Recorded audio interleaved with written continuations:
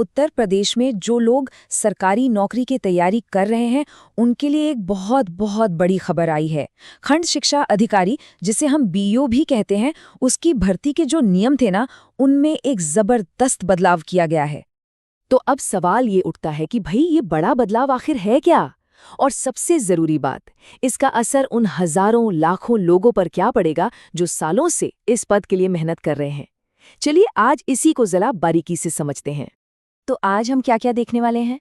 सबसे पहले नया नियम क्या है, फिर पुरानी व्यवस्था कैसी थी और अब नई व्यवस्था में क्या है। साथ ही देखेंगे कि एलिजिबिलिटी में क्या बदला है और आखिर में ये सब क्यों हुआ और आगे क्या होगा। तो चलिए शुरू करते हैं सबसे पहले और सबसे बड़े बदलाव के साथ। और एक बात साफ कर दूं, ये कोई छोटा मोटा फेरबदल नहीं है, नहीं, ये तो भर्ती की पूरी प्रक्रिया को आप कह सकते हैं जड़ से बदलने वाला एक फैसला है।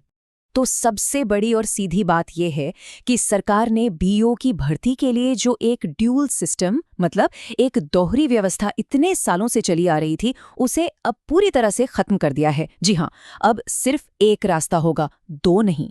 और हाँ, ये सारी जानकारी जो हम देख रहे हैं, ये हाल ही में आई एक काफी डिटेल्ड न्यूज़ रिपोर्ट पर आधारित है। उसी रिपोर्ट में इस पूरे पॉलिसी चेंज के हर पहलू को अच्छे से समझाया गया है। अब ये नया बदलाव कितना बड़ा है, इसे ठीक से समझने के लिए पहले ये जानना जरूरी है कि अब तक भर्ती होती कैसे थी, मतलब पुराना सिस्टम था क्या? तो देखिए, पहले क्या होता था, 80% जो सीटें थीं वो आती थीं डायरेक्ट रिक्रूटमेंट से, मतलब लोक सेवा आयोग परीक्षा कराता था और लोग सिलेक्ट होते थे।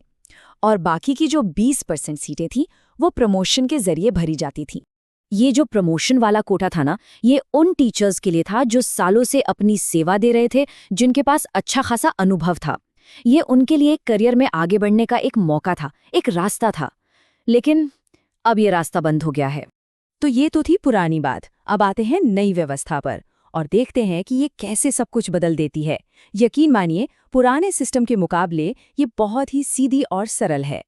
एक ही नंबर, 100%। जी हाँ, 100%। मतलब अब बीईओ बनने का सिर्फ और सिर्फ एक ही तरीका होगा, कोई दूसरा रास्ता है ही नहीं।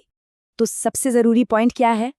यही कि अब से बीईओ की जितनी भी खाली सीटें होंगी, वो सारी की सारी सिर्फ लोक सेवा आयोग की सीधी भर्ती परीक्षा से ही भरी जाएंगी।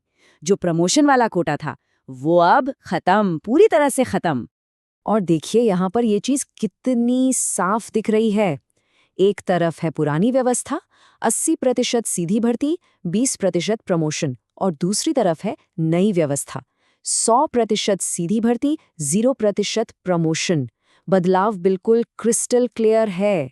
लेकिन कहानी सिर्फ यहीं खत्म नहीं होती। बात सिर्फ भर्ती के तरीके की नहीं है। जो अप्लाई करने की एलिजिबिलिटी होती है ना, उसमें भी एक बहुत जरूरी बदलाव किया गया है।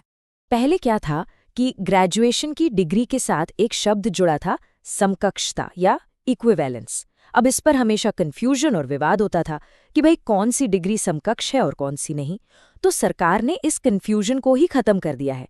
अब नियम एकदम साफ है।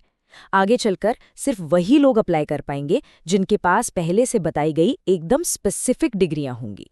तो जाहिर है मन में ये सवाल तो आएगा ही कि सरकार ने आखिर इतना बड़ा कदम उठाया क्यों, क्या जरूरत पड़ गई, और जो लोग भर्ती का इंतजार कर रहे हैं उनके लिए अब आगे क्या है।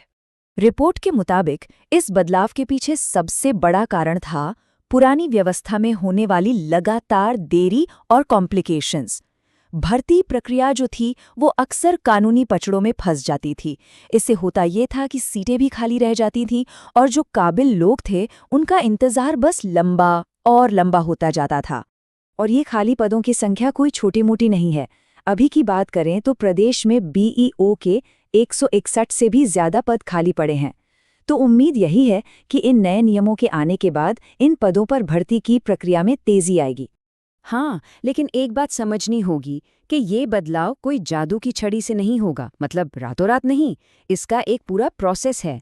पहले एक नई सर्विस रूल बुक, मतलब नियमावली का ड्राफ्ट बनेगा, फिर उसे फाइनेंस डिपार्टमेंट से अप्रूवल मिलेगा और आखिर में स्टेट कैबिनेट की मुहर लगेगी। तो जाहिर है इस सब में थोड़ा वक्त तो लगेगा। और यहीं पर आके हम आज के सबसे बड़े सवाल पर रुक जाते हैं कि जब तक ये नई नियमावली बनकर लागू होती है, इस पूरी प्रक्रिया में जो समय लगेगा, उसका उन हजारों लोगों के भविष्य पर क्या असर होगा जो कितनी बेसब्री से इस भर्ती का इंतजार कर रहे हैं। ये सच में एक सोचने वाली बात है।